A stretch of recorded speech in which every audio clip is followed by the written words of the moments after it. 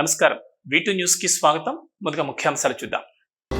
శ్రీకాళహస్తీశ్వరుని దర్శించుకున్న రాష్ట్ర agriculture marketing cooperative chief secretary Buddha Rajasekhar ఆలయ మర్యాదల ప్రకారం స్వాగతం పలికి దగ్గరుండి దర్శనం చేయించిన అధికారులు. శ్రావణ మంగళవారాన్ని పురస్కరించుకుని శ్రీకాళహస్తీశ్వరానికి ప్రత్యేక పూజలు, అభిషేకాలు, స్వామి అమ్మవార్ల ఏకాంత సేవ అనంతరం కాలభైరవ స్వామికి పూజలు నిర్వహించి మొక్కులు చెల్లించుకున్న భక్తులు. ఊరిందూరు జిల్లా పరిషత్ ఉన్నత పాఠశాల సోషల్ టీచర్ పునాటి సురేష్కి జాతీయ స్థాయి అవార్డు. ఈ ఏడాది జాతీయ ఉత్తమ ఉపాధ్యాయుడిగా కేంద్ర ప్రభుత్వం నుంచి అవార్డు తీసుకోనున్న టీచర్. శ్రీకాళహస్తీశ్వర ఆలయంలో ముగిసిన స్వామి అమ్మవార్ల హుండీ లెక్కింపు కార్యక్రమం. గత 35 రోజుల్లో 1,77,72,000 రూపాయలు బంగారు, వెండి, విదేశీ కరెన్సీ లభ్యం. పశ్చిమ మధ్య బంగాళాఖాతంలో ఉపరితల ఆవర్తనానికి తోడు నైరుతి ప్రభావంతో వర్షాలు. రానున్న 3 రోజులు భారీ వర్షాలు కురిసే అవకాశం ఉందన్న వాతావరణ శాఖ అధికారులు.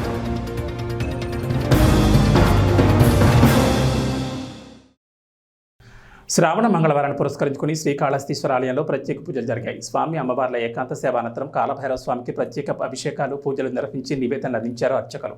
ఈ కార్యక్రమంలో పాల్గొన్న పలువురు భక్తులు తమ మొక్కులను చెల్లించుకుని స్వామివారి అనుగ్రహం పొందారు. దక్షిణ కాశీగా పేరుగాంచిన శ్రీకాళహస్తీశ్వర ఆలయంలో ప్రతి మంగళవారం శ్రీ జ్ఞానప్రసూనాంబిక సమేత శ్రీకాళహస్తీశ్వర స్వామి ఏకాంత సేవ అనంతరం కాలభైరవ స్వామికి ప్రత్యేక పూజలు చేశారు. ఈ నేపథ్యంలోని తాజాగా కాలభైరవ స్వామికి ఆలయంలో పూజలు, అభిషేకాలు జరిగాయి. ఆలయ అర్చకులు కరుణాకర్ గురుకుల్ మారుతి ఆధ్వర్యంలో కాలభైరవ స్వామికి పాలు, పెరుగు, తేనె, విభూది, చందనం, కుంకుమ, నారికేళ జలాలు, కందిపొడి, పన్నీర్ జలాలతో అభిషేకం నిర్వహించారు. అనంతరం పలు రకాల సుగంధ పరిమళ ద్రవ్యాలతో స్వామివారిని ప్రత్యేకంగా అభిషేకించారు. అనంతరం కాలభైరవ స్వామివారికి వడమాల, నిమ్మకాయలమాల, గజమాలతో శోభాయమంగా అలంకరించారు. పూజలు ముగిసిన వెంటనే దీపధూప నైవేద్యాలు సమర్పించారు. అనంతరం వేద మంత్రాల మధ్య మంగళ వాయిద్యాల నడుమ కాలభైరవ స్వామికి ఆలయ ప్రాకారోత్సవం వైభవంగా నిర్వహించారు. ఈ కార్యక్రమంలో శ్రీకాళహస్తీశ్వర ఆలయ సిబ్బంది, temple superintendent Nagabhushan Yadav, temple inspector Subrahmanyam మరియు స్థానిక భక్తులు అధిక సంఖ్యలో పాల్గొని కాలభైరవ స్వామివారిని దర్శించుకున్నారు. ఈ సందర్భంగా ఆలయ ప్రాంగణమంతా హరహర మహాదేవ, శంభో శంకర, ఓం నమశివాయ నామస్మరణతో మారుమోగింది.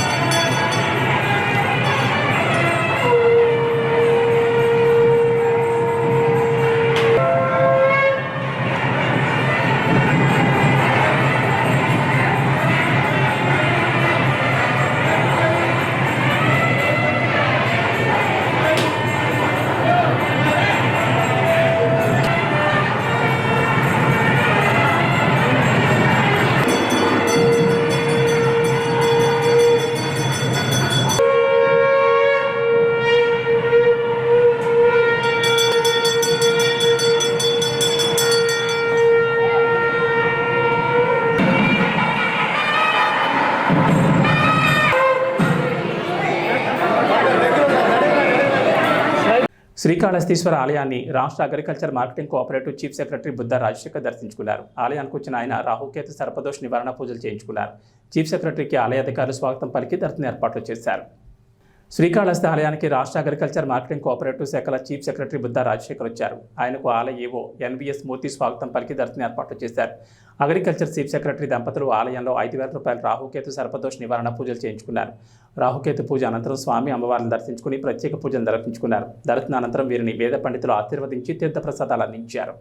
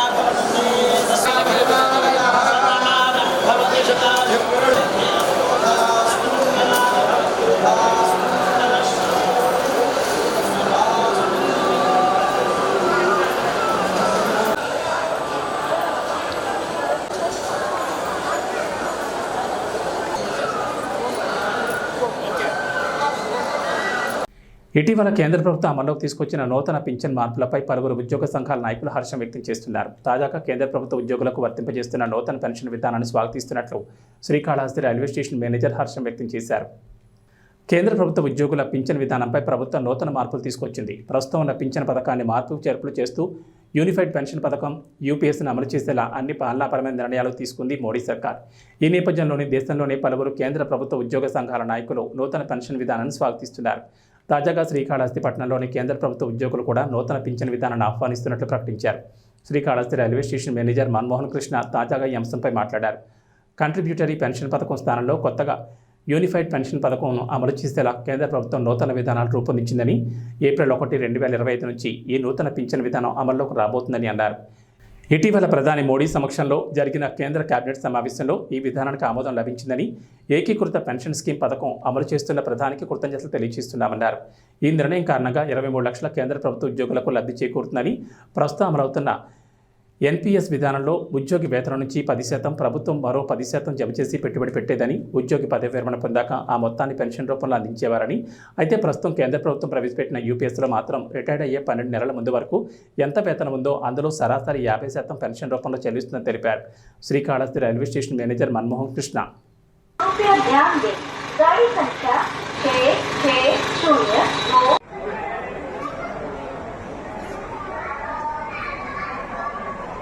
అందరికీ నమస్కారం. 2004 ఏప్రిల్ 1 నుంచి జాయిన్ అయిన వాళ్ళకు నూతన పెన్షన్ స్కీమ్ అనే విధానం ఉండేది. ఈ 2 రోజుల ముందు కేంద్ర కేబినెట్ తీసుకున్న నిర్ణయం ద్వారా యూపీఎస్ అనే విధానం అనేది అమలులోకి 2025 ఏప్రిల్ 1 నుంచి అమలులోకి రానున్నది. దీనివలన 2004 తర్వాత జాయిన్ అయిన కార్మికులందరికీ లాస్ట్ 12 నెలల శాలరీని యావరేజ్గా తీసుకొని అందులో 50% ప్లస్ డిఏ అమలు చేయడం జరుగుతుంది. దీనివల్ల చాలామంది రైల్వే కార్మికులకు కానీ మిగతా సెంట్రల్ గవర్నమెంట్ ఎంప్లాయీస్కి కానీ జీవన విధానాలు మెరుగుపడతాయి. ఈ విధానాన్ని అమలుపరిచినందుకు రైల్వే కార్మికులు, ఇతర వేతన కార్మికులందరూ హర్షాతిరేకాలు విధానం అమలు చేయడం ద్వారా రైల్వే కార్మికులు, మిగతా సెంట్రల్ గవర్నమెంట్ వేతన జీవులందరూ హర్షాతిరేకాలు వ్యక్తం చేస్తున్నారు. ఈ విధానాన్ని యూపీఎస్ విధానాన్ని అమలుపరిచిన ప్రధానమంత్రి మోడీ గారికి మరియు కేంద్ర రైల్వే శాఖ మంత్రి గారికి ధన్యవాదాలు తెలియజేసుకుంటున్నాం.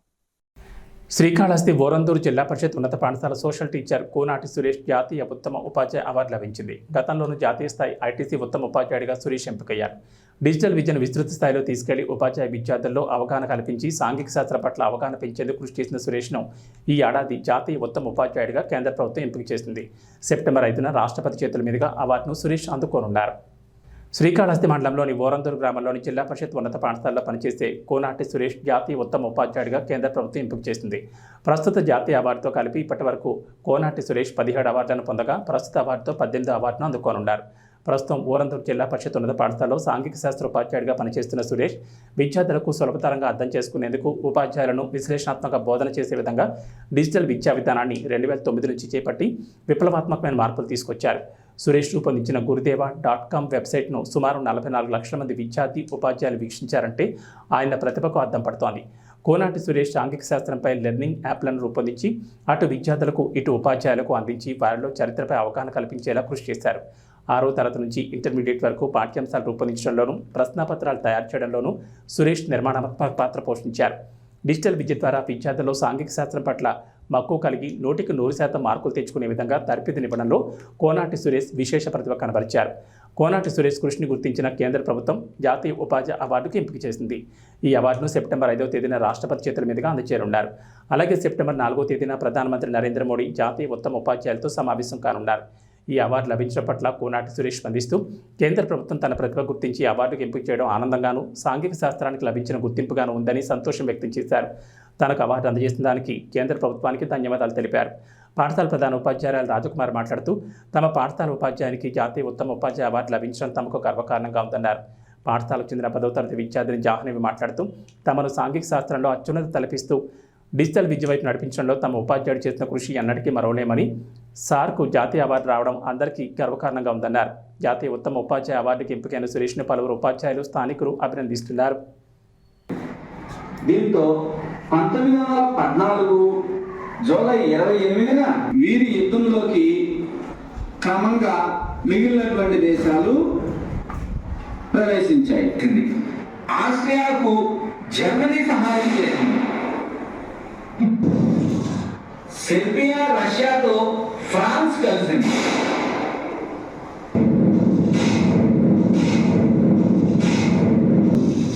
ప్రధానమైనటువంటి రాజ్యాలు వాటి యొక్క 1918 కూడా ఓటమిని అంగీకరించింది. కేంద్ర ఆర్థిక మాన్యం 1929వ సంవత్సరం అమెరికా దేశంలో స్టాక్ మార్కెట్లు కుప్పకూలాయి. నమస్తే, నా పేరు సురేష్. నేను సాంఘిక శాస్త్ర ఉపాధ్యాయునిగా జిల్లా పరిషత్ ఉన్నత పాఠశాల ఓరందూరు గ్రామం నందు పనిచేస్తున్నాను. నేను డిజిటల్ విద్యలో చేసినటువంటి అనేక విప్లవాత్మకమైనటువంటి కొత్త ప్రాజెక్టుల వల్ల నాకు కేంద్ర ప్రభుత్వం నన్ను గుర్తించి ఈ జాతీయ అవార్డుకు నన్ను ఎన్నిక చేయడం జరిగింది. నేను డిజిటల్ విద్యను విద్యార్థులకు అందించడం కోసం గురుదేవ.com అనేటటువంటి వెబ్సైట్ని క్రియేట్ చేసి 2009వ సంవత్సరం నుంచి దాదాపు 23 లక్షల మందికి విద్యార్థులు మరియు ఉపాధ్యాయులు ఈ డిజిటల్ కంటెంట్ని ఆ వెబ్సైట్ ద్వారా డౌన్లోడ్ చేసుకోవడం జరిగింది. అదేవిధంగా యూట్యూబ్ ఛానల్ ద్వారా టీచర్స్కి అవసరమైనటువంటి ట్రైనింగ్ క్లాసెస్, అదేవిధంగా స్టూడెంట్స్కి అవసరమైనటువంటి ఆన్లైన్ ఫ్రీ క్లాసెస్ కూడా నిర్వహించడం జరిగింది. Andhra Pradesh social studies teachers forum అనేటటువంటి దాన్ని ఏర్పాటు చేయడం జరిగింది. దానికి నేను ప్రజెంట్ జనరల్ సెక్రటరీగా కూడా వర్క్ చేస్తున్నాను. అంటే డిజిటల్ విద్యను అందరికీ అందించాలనేటటువంటి ఉద్దేశంతో ఫోరం కూడా ఇప్పుడు మేము ఆన్లైన్ క్లాసులు ఫ్రీగా కండక్ట్ చేస్తున్నాము. డిజిటల్ లెసన్ ప్లాన్లు తయారు చేస్తున్నాము, డిజిటల్ నోట్స్లు అందిస్తున్నాము. అదేవిధంగా క్వశ్చన్ పేపర్స్ని తయారు చేయడం, తర్వాత ప్రిన్సిపల్స్ ఆఫ్ ఎవాల్యుయేషన్ అందించడం, మెటీరియల్స్, పిక్టోరియల్ సోషల్ స్టడీస్, ఇలాంటివి అనేక కార్యక్రమాలని చేసి రాష్ట్రంలో ఉన్నటువంటి, అదేవిధంగా తెలంగాణలో కూడా పనిచేసేటటువంటి సాంఘిక శాస్త్ర ఉపాధ్యాయులకు విద్యార్థులకు ఈ సాంఘిక శాస్త్రంని చాలా సులభతరమైనటువంటి పద్ధతిలో అందించడం జరుగుతుంది. అంతేకాకుండా నేను social master 1, social master 2, social master Telugu medium అనేటటువంటి 3 యాప్లని, ఆఫ్లైన్ యాప్లను కూడా తయారు చేసి విద్యార్థులకు ఉచితంగా అందించడం జరిగింది. దీని ద్వారా విద్యార్థులు వాళ్ళ స్మార్ట్ ఫోన్లలో కానీ ట్యాబ్ల్లో కానివ్వండి ఇన్స్టాల్ చేసుకొని విద్యార్థులు ఉచితంగా నోట్స్ని డౌన్లోడ్ చేసుకోవచ్చు. పిక్టోరియల్ సోషల్ స్టడీస్ అనేటటువంటి దానిలో దాదాపు 1000 చిత్రాలు, మ్యాప్లని నేనే స్వయంగా గీయడం జరిగింది. పిక్చర్స్ని కూడా నేనే స్వయంగా గీయడం జరిగింది. వీటిని వాటిలో పిక్టోరియల్ సోషల్ స్టడీస్లో ఇన్సర్ట్ చేసి వాటిని కూడా రాష్ట్ర వ్యాప్తంగా విద్యార్థులకు చాలామందికి అందించడం జరిగింది. అదేవిధంగా ఆంధ్రప్రదేశ్ ఓపెన్ స్కూల్ సొసైటీ వారికి 10వ తరగతి పాఠ్యపుస్తకాలను, ఇంటర్మీడియట్ పాఠ్యపుస్తకాలను తయారు చేయడం, వాళ్ళకు డిజిటల్ కంటెంట్ని కూడా తయారు చేయడం జరిగింది. MP3 ఫార్మాట్లో బ్లైండ్ స్టూడెంట్స్ కోసం 6th to 10th classes GK మొత్తం కూడా ఆడియో ఫైల్స్ని తయారు చేసి ఉచితంగానే అందరికీ అందుబాటులో ఉంచడం జరిగింది. దీన్ని చాలామంది డౌన్లోడ్ చేసుకొని ఉపయోగించుకోవడం కూడా జరిగింది. ఆ విధంగా బ్లైండ్ స్టూడెంట్స్ కూడా సర్వీస్ చేయడం చాలా సంతోషం. ఇంకా ఓపెన్ స్కూల్ సొసైటీ వారికి నేను వేసినటువంటి పిక్చర్స్, మ్యాప్స్ టెక్స్ట్ బుక్స్లో కూడా ఇన్సర్ట్ చేయడం జరిగింది. ఇప్పుడున్నటువంటి 6th class, 8th class, 10th class text బుక్స్ని రచించడంలోనూ అదేవిధంగా ట్రాన్స్లేట్ చేయడంలోనూ నేను SCRTకి వర్క్ చేయడం జరిగింది. అదేవిధంగా గత టెక్స్ట్ బుక్స్లో అయితే 6th to 10thకి టెక్స్ట్ బుక్ రైటర్గాను, కోఆర్డినేటర్గా కూడా వర్క్ చేయడం జరిగింది. రేడియో పాఠాలు రాయడం జరిగింది. దూరదర్శన్లోను, విద్యా వారధిలోను, మన టీవీలోను టీచర్స్కి అవసరమైనటువంటి ఓరియంటేషన్ క్లాసులు, లైవ్ క్లాసెస్లు, అదేవిధంగా రికార్డెడ్ క్లాసెస్లు ఇవ్వడం జరిగింది. 10వ తరగతి విద్యార్థులకు 10వ తరగతిలో 100కి 100 మార్కులు సాధించడం ఎలా అనేటటువంటి కార్యక్రమాలను కూడా ఆన్లైన్లోను, అదేవిధంగా దూరదర్శన్లోను, విద్యావారధి, మన టీవీలో కూడా ఇవ్వడం జరిగింది. అంటే టీచర్స్కే కాకుండా స్టూడెంట్స్కి కూడా ఉపయోగపడే విధంగా ఆన్లైన్లో డిజిటల్ విద్యను ఉచితంగా అందించడం అనేటటువంటిది జరిగింది. నా ద్వారా, అంటే నా వెబ్సైట్ ద్వారా, అదేవిధంగా యూట్యూబ్ ద్వారా, ఇంకా LMS లెర్నింగ్ మేనేజ్మెంట్ సిస్టమ్ అనేటటువంటిది ప్రావీణ్య ఫౌండేషన్ హైదరాబాద్ వారి చేత తయారు చేయించబడి తెలంగాణలో 18 జిల్లాల్లో, ఆంధ్రప్రదేశ్లో శ్రీకాకుళం జిల్లాలో ఇన్స్టాల్ చేయడం జరిగింది. 2500 స్కూళ్ళల్లో ఇన్స్టాల్ చేస్తే 10,000 మంది టీచర్స్కి దీనిలో ట్రైనింగ్ ఇచ్చారు. డైరెక్ట్గా 5 లక్షల మంది స్టూడెంట్స్ ఇంటరాక్టివ్ వీడియోస్ ద్వారా ఉపయోగం పొందారు అనమాట. అంటే ఇందులో ఇంటరాక్టివ్ లెర్నింగ్ మేనేజ్మెంట్ సిస్టంలో ఆల్ క్లాసెస్, ఆల్ సబ్జెక్ట్స్ ఉంటాయి. పిల్లలు ఎంత టైం వాడారు, ఏ సబ్జెక్ట్ని ఎంత టైం చూశారు, ఏ టెస్ట్లో ఎన్ని మార్కులు వచ్చాయి అనేటటువంటిది రికార్డ్ అవుతుంది. స్టూడెంట్ పర్సనల్ యూజర్ నేమ్, పాస్వర్డ్తో లాగిన్ అయ్యి నేర్చుకునేటటువంటిది. ఈ విధంగా ఈ డిజిటల్ కంటెంట్ని ఎక్కువ మందికి రీచ్ అయ్యేలా చేయడం వల్ల నాకు ఈ జాతీయ అవార్డు వచ్చింది. దాదాపు 45 లక్షల మంది కంటే ఎక్కువ కూడా స్టూడెంట్స్, టీచర్స్ దీన్ని ఉపయోగించుకున్నారనేటటువంటిది మన ప్రభుత్వానికి తెలిసి వారు అభినందించడం. ఇంతకుముందు నాకు ICT నేషనల్ అవార్డు ఇవ్వడం జరిగింది. 2022వ సంవత్సరంలో కేంద్ర ప్రభుత్వం వారే ఇచ్చారు. ఇంకా డాక్టర్ బిఆర్ అంబేద్కర్ ప్రతిభా పురస్కార్, అదేవిధంగా మనకు మహాసంకల్పం జిల్లా అవార్డులు 2 సార్లు ఇవ్వడం జరిగింది. ప్రావీణ్య ఫౌండేషన్ వారు స్పెషల్ రికగ్నిషన్ అవార్డు 2 సార్లు, ఆంధ్రరత్నం అవార్డు విశాఖపట్నం వారు ఆంధ్రరత్నం అవార్డు ఇవ్వడం జరిగింది. గురుమిత్ర అవార్డు, ఇలా దాదాపు 17 అవార్డులు ఇవ్వడం జరిగింది. ఇది 18వ అవార్డు నాకు రావడం చాలా సంతోషంగా ఉంది. ధన్యవాదాలు. జిల్లా శ్రీకాళహస్తి మండలంలోని ఊరందూరు జిల్లా పరిషత్ ఉన్నత పాఠశాల మా పాఠశాలలో సాంఘిక శాస్త్ర ఉపాధ్యాయులుగా పనిచేస్తున్న శ్రీ కూనాటి సురేష్ గారికి ఈరోజు జాతీయ ఉత్తమ ఉపాధ్యాయులుగా కేంద్ర ప్రభుత్వం సెలెక్ట్ చేసినందుకు మా పాఠశాల తరఫున మొదటిగా కేంద్ర ప్రభుత్వానికి నా ధన్యవాదాలు నేను తెలియజేసుకుంటున్నాను. ఇది కూనాటి సురేష్ గారి యొక్క విజయము, మా పాఠశాల యొక్క విజయం. మాకు ఎంతో గర్వకారణం ఈరోజు. ఎందుకంటే సార్కి ఇది 18వ అవార్డు. సార్ 2007 నుంచే డిజిటల్ నాలెడ్జి ఉండాలా, ముఖ్యంగా ఉపాధ్యాయులకి నాలెడ్జి రావాలనే ఉద్దేశంతో తన డిజిటల్గా సంబంధించి ఎలా ట్రైనప్ చేయాలనేసి ఆలోచించి డిజిటల్ లెసన్ ప్లాన్స్ కానీ, తర్వాత ప్రాజెక్ట్స్ వర్క్స్ కానీ అన్నీ కూడా టీచర్స్కి ఏది అవసరమో అవన్నీ అందిస్తూ ప్రతి టీచర్ని ట్రైనప్ చేసి మన 2 తెలుగు రాష్ట్రాల్లో ఉండే స్టూడెంట్స్కి అంతా కూడా ఇవి ఇవ్వడం జరిగింది. దానివల్ల ప్రతి ఒక్క స్టూడెంట్స్ సోషల్ మీద ఎక్కువ మక్కువ కలిగి ఉండి వాళ్ళకి కావాల్సిన వీడియోస్ కానీ ఆడియోస్ కానీ అన్ని డిజిటల్ నాలెడ్జ్ సంబంధించినటువన్నీ కూడా సార్ ఫ్రీగా యాప్లో ఉంచడం ద్వారా అందరూ దాన్ని డౌన్లోడ్ చేసుకొని చక్కగా చూడడం వల్ల ఇది సక్సెస్ అయ్యింది. సార్ యొక్క కృషి, ఆయన యొక్క కష్టము అసలు వర్ణించలేనిది. ఎందుకంటే దగ్గరగా మేముండి చూస్తున్నాం కాబట్టి రాత్రింబవళ్ళు ఆయన నిద్రాహారాలు లేకుండా చక్కగా ఆయన అనుకునింది ప్రతి ఒక్కరికి సోషల్ నేను అందించాలా, అది ఎగ్జామ్స్ పబ్లిక్ ఎగ్జామ్ రోజు హై మార్కులు ఎలా తేవాలా, లోగా ఉండే పిల్లలకి ఎలా వాళ్ళు రీచ్ అవ్వాలా, 10th క్లాస్ ఎలా పాస్ అవ్వాలనేసి ఒక పాఠశాల ఊరందూరులోనే కాకుండా చుట్టుపక్కల పాఠశాలలు అందరికీ కూడా సార్ వెళ్ళి సొంతంగా వెళ్ళి అన్ని క్లాసులు చెప్తూ, అలాగే ప్రైవేట్ స్కూల్ పిల్లల్ని కూడా అందరిని ఒక దగ్గర చేర్చి వాళ్ళకి ఏమేమి డౌట్స్ ఉన్నాయో అన్ని విధాలా కూడా వాళ్ళకి ఆ యొక్క సోషల్ సంబంధించిన డిజిటల్ నాలెడ్జి అలాగే వాళ్ళు అర్థమయ్యే రీతిలో వాళ్ళు చక్కగా అర్థం చేసుకునే విధంగా సార్ చెప్పి అందరూ కూడా 100% మార్కులు తెచ్చేలాగా ఆయన కృషి చేశారు. ఈరోజు ఇంత పెద్ద అవార్డు రావడము మన ఆంధ్ర రాష్ట్రానికి అలాగే మన జిల్లాకి కాళహస్తి అయిన మన ఊరందూరికి అందరికి కూడా గర్వకారణము. ఈ సందర్భంలో మనస్ఫూర్తిగా నేను మా కోనాటి సురేష్ గారిని నేను అభినందిస్తున్నాను. Thank you sir, thank you. నా పేరు Jahnavi, ZP high school Urandur నందు 10వ తరగతి చదువుతున్నాను. మా సోషల్ సార్కి కేంద్ర ప్రభుత్వ ఉపాధ్యాయ అవార్డు రావడం మాకెంతో గర్వకారణంగా ఉంది. మేమెంతో ఆనందపడుతున్నాము. మా సార్ మాకు డిజిటల్ క్లాసుల ద్వారా క్లాసులు చెప్పేవారు. పవర్ పాయింట్లు వీడియోల ద్వారా మాకు క్లాసులు ఈజీగా అర్థమయ్యేలాగా చెప్పేవారు. దానికి సంబంధించిన బొమ్మలు అన్నీ తీసుకొని వచ్చి మాకు ఈజీగా అర్థమయ్యేలా చెప్పేవాళ్ళు. మా సారే మ్యాప్లన్నీ గీసేవారు. మాకు మ్యాప్ బుక్కులు, అవసరమయ్యే మెటీరియల్, పిక్టోరియల్ మెటీరియల్ అన్నీ మా సారే చేసేవారు. కన్జ్యూమర్ క్లబ్లో మేము స్టేట్ ఫస్ట్కి వెళ్ళాము. మాకు అక్కడ జడ్జి గారు కూడా బాగా పొగిడారు. మేము జీవ వైవిధ్యంలో షార్ట్ ఫిలిం తీసాము, దాంట్లో ఫస్ట్ ప్రైజ్ వచ్చింది.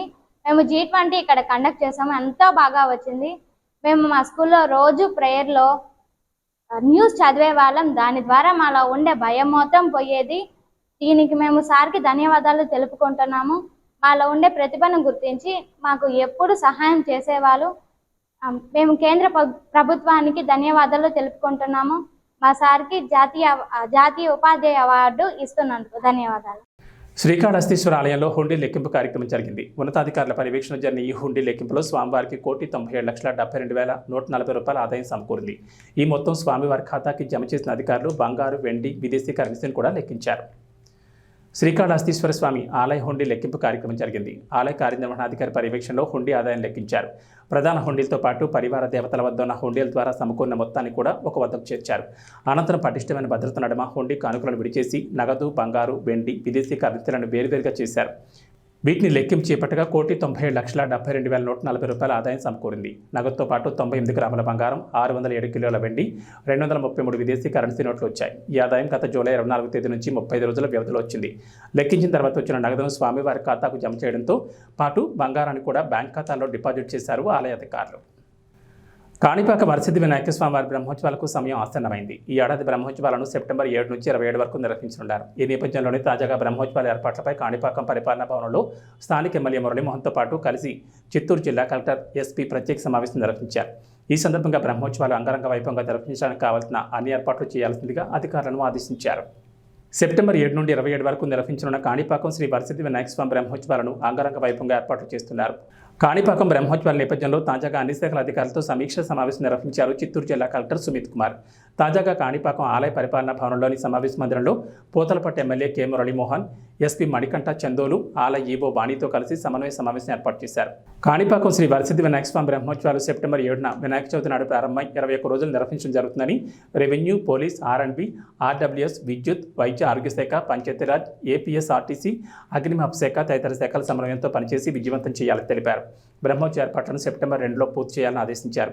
కార్యక్రమం నిర్వహణకు అవసరమైన సిబ్బందిని కేటాయించడం జరుగుతుందన్నారు. కాణిపాకం వెళ్లే రోడ్డు మార్గాలు, స్వామివారి రథం తిరిగే మార్గాలకు అవసరమైన మేర రిపేర్లు చేసి సిద్ధం చేయాలని ఆర్ఎండ్బి అధికారులను, యాత్రికుల సౌకర్యార్థం ప్రాథమిక తాత్కాలిక వైద్యశాల ఏర్పాటు చేయాలని డిఎంఎండ్హెచ్ఓను కలెక్టర్ ఆదేశించారు.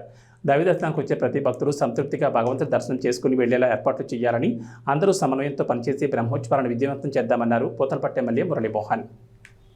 గోకులాష్టమి కార్యక్రమాన్ని పురస్కరించుకుని కాణిపాక వరసిద్ధి వినాయక స్వామి ఆలయంలో ప్రత్యేక కార్యక్రమాలు జరుగుతున్నాయి. తాజాగా వరసిద్ధి వినాయక స్వామి వారి గోశాలలో ప్రత్యేక పూజలు నిర్వహించిన అనంతరం ఉట్టుకొట్టే కార్యక్రమం నిర్వహించారు.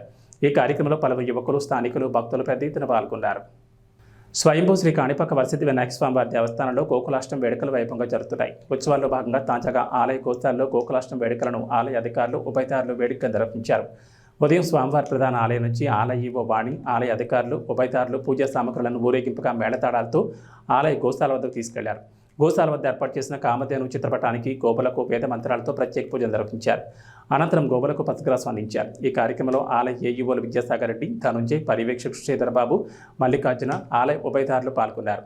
అనంతరం ఆలయ సమీపంలో ఉట్టుకొట్టే కార్యక్రమం ప్రారంభించారు. శ్రీ వరసిద్ధి వినాయక స్వామి వారి గోశాల వద్ద ఏర్పాటు చేసిన ఉట్టి పండుగలో యువకులు ఉత్సాహంగా పాల్గొన్నారు. ఆలయ ఈవో కే వాణి ఉట్టి పండుగను ప్రారంభించారు. ఈ కార్యక్రమంలో యువకులు ఉత్సాహంగా పాల్గొని ఉట్టి కొట్టారు. అలాగే చిన్నపిల్లలు రాధాకృష్ణ వేషంలో భక్తులను అలరించారు. విజయవాడలోని పౌర సరఫరాల శాఖ కమిషనర్ కార్యాలయంలో ఎరువులు, పురుగుమందుల తయారీదారులు, డీలర్లతో సమీక్షా సమావేశం నిర్వహించారు మంత్రి నాదెండ్ల మనోహర్. యూరియా, డీఏపీ, ఎరువులు, పురుగుమందుల అమ్మకాల విషయంలో రైతులకు ఇబ్బందులు కలగకుండా జాగ్రత్తలు వహించాలని ఈ సందర్భంగా సూచించారు మంత్రి. రాష్ట్రంలోని రైతును మోసం చేస్తే చూస్తూ ఊరుకునేది లేదని రాష్ట్ర పౌర సరఫరాల శాఖ మంత్రి నాదెండ్ల మనోహర్ హెచ్చరించారు. తాజాగా విజయవాడలోని పౌర సరఫరాల శాఖ కమిషనర్ కార్యాలయంలో రాష్ట్ర వ్యాప్తంగా ఉన్న ఎరువులు, పురుగుమందుల తయారీదారులు, డీలర్లతో సమీక్షా సమావేశం నిర్వహించారు. యూరియా, డీఏపీ, ఎరువులు, పురుగుమందుల అమ్మకాల విషయంలో రైతులకు ఇబ్బందులు కలగకుండా జాగ్రత్తలు వహించాలన్నారు. కొలతలు, ధరల్లో తేడాలు లేకుండా చూసుకోవాలని స్పష్టం చేశారు. రైతు మోసపోకుండా చూసుకోవాల్సిన బాధ్యత అందరిపైన ఉందన్నారు.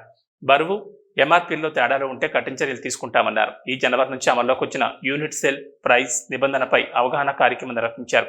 రాష్ట్రంలో యూరియాలు, డీఏపీ తదితర పెస్టిసైడ్స్ తాజా సమాచారాన్ని మంత్రికి అధికారులు వివరించారు.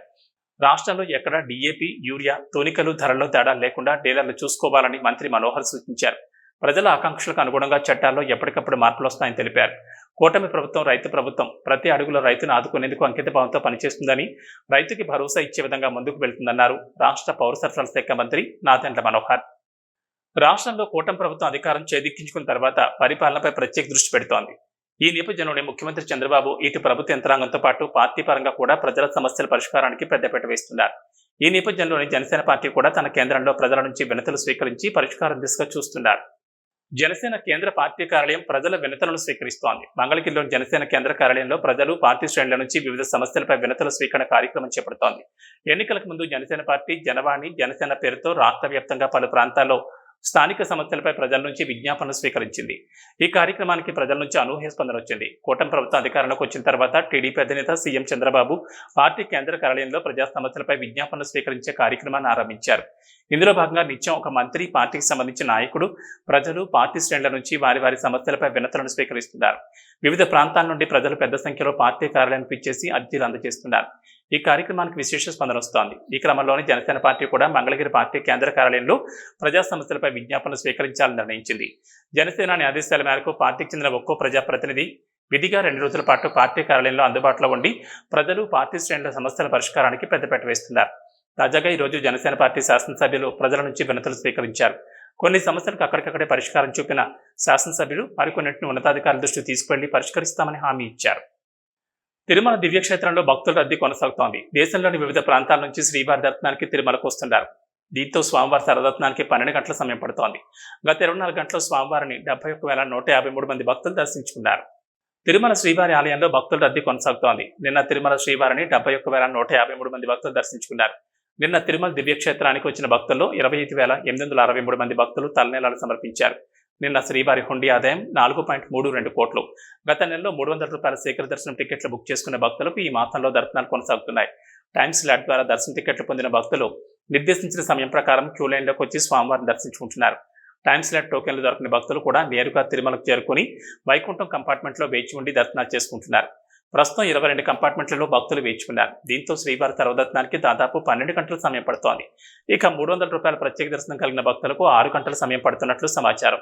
శ్రీవారి సేవకుల సహకారంతో క్యూ లైన్లలో భక్తులకు అన్నప్రసాదం, తాగునీటిని టీటీడీ నిరంతరాయంగా పంపిణీ చేస్తోంది. సామాన్య భక్తుల కోసం నిత్యం తిరుపతిలోని శ్రీనివాసం, విష్ణు నివాసముల వేల టోకెన్స్ జారీ చేస్తోంది. అలిపిరి మెట్ల మార్గం గుండా కూడా తిరుమలకు చేరుకునే భక్తులకు శ్రీ భూదేవి కాంప్లెక్స్ లో, శ్రీవారి మెట్టు వైపు వెళ్లే భక్తులకు శ్రీవారి మొదటి మెట్టు వద్దని టోకెన్స్ జారీ చేస్తోంది. పశ్చిమ మధ్య బంగాళాఖాతంలో ఏర్పడిన ఉపరితల ఆవర్తనానికి తోడు నైరుతి రుతుపవనాల కారణంగా రాష్ట్రంలో వర్షాలు కురుస్తున్నాయి. ఈ నేపథ్యంలో ఇప్పటికే రాష్ట్రంలోని పలు చోట్ల వర్షాలు పడుతుండగా రాబోయే 3 రోజులు మరిన్ని చోట్ల వర్షాలు కురిసే అవకాశం ఉన్నట్లు వాతావరణ శాఖ అధికారులు భావిస్తున్నారు. గత 2 రోజులుగా రాష్ట్రంలో వర్షాలు కురుస్తున్నాయి. పశ్చిమ మధ్య బంగాళాఖాతంలో ఉపరితల ఆవర్తనం కొనసాగుతోంది. మరో 24 గంటల్లో ఈ అల్పపీడనం వాయుగుండంగా మారే అవకాశం కనిపిస్తోంది. దీనికి తోడు నైరుతి రుతుపవనాల ప్రభావం కూడా కలిసి రావడంతో వర్షాలు పడుతున్నాయి. ఈ ప్రభావంతో తెలుగు రాష్ట్రాల్లో రానున్న 3 రోజులు భారీ వర్షాలు కురుస్తాయని వాతావరణ శాఖ అధికారులు భావిస్తున్నారు. ఈ ప్రకారం పశ్చిమ మధ్య ఆనుకుని ఉన్న వాయు బంగాళాఖాతం మీదుగా ఉత్తరాంధ్ర, దక్షిణ ఒడిశా మీదుగా ఆవర్తనం కొనసాగుతోంది. దీని ప్రభావంతో రానున్న 24 గంటల్లో అల్పపీడనం ఏర్పడే అవకాశం ఉన్నట్లు విపత్తుల నిర్వహణ సంస్థ అంచనా వేస్తోంది. ఈ వాయుగుండం ఉత్తరాంధ్ర, దక్షిణ ఒడిశా తీరాల మీదుగా పశ్చిమ వాయు దిశగా నెమ్మదిగా కదిలే అవకాశం ఉందని వెల్లడించారు. దీని ప్రభావంతో రాష్ట్ర వ్యాప్తంగా 3 రోజుల పాటు విస్తారంగా వర్షాలు పడనున్నాయి. ఇప్పటికే రాష్ట్రంలోని ప్రధాన నగరాల్లో వర్షాలు కురుస్తున్నాయి. కోస్తాంధ్ర తీరంలో పలు చోట్ల భారీ వర్షాలు పడ్డాయి. రాయలసీమ జిల్లాలో కూడా మేఘావృతం అవడంతో పాటు చిరుజల్లులు కురుస్తున్నాయి. బులెటిన్ ముగించే ముందు హెడ్లైన్స్ మరోసారి. శ్రీకాళహస్తీశ్వరుని దర్శించుకున్న రాష్ట్ర agriculture marketing cooperative chief secretary Buddha Rajasekhar ఆలయ మర్యాదల ప్రకారం స్వాగతం పలికి దగ్గరుండి దర్శనం చేయించిన అధికారులు. శ్రావణ మంగళవారాన్ని పురస్కరించుకుని శ్రీకాళహస్తీశ్వరాలయంలో ప్రత్యేక పూజలు, అభిషేకాలు. స్వామి అమ్మవార్ల ఏకాంత సేవ అనంతరం కాలభైరవ స్వామికి పూజలు నిర్వహించి మొక్కులు చెల్లించుకున్న భక్తులు. ఊరిందూరు జిల్లా పరిషత్ ఉన్నత పాఠశాల సోషల్ టీచర్ కూనాటి సురేష్కి జాతీయ స్థాయి అవార్డు. ఈ ఏడాది జాతీయ ఉత్తమ ఉపాధ్యాయుడిగా కేంద్ర ప్రభుత్వం నుంచి అవార్డు తీసుకోనున్న టీచర్. శ్రీకాళహస్తీశ్వరాలయంలో ముగిసిన స్వామి అమ్మవార్ల హుండీ లెక్కింపు కార్యక్రమం. గత 35 రోజుల్లో 1,97,72,000 రూపాయలు బంగారు, వెండి, విదేశీ కరెన్సీ లభ్యం. పశ్చిమ మధ్య బంగాళాఖాతంలో ఉపరితల ఆవర్తనానికి తోడు నైరుతి ప్రభావంతో వర్షాలు. రానున్న 3 రోజులు భారీ వర్షాలు కురిసే అవకాశం ఉందన్న వాతావరణ శాఖ అధికారులు.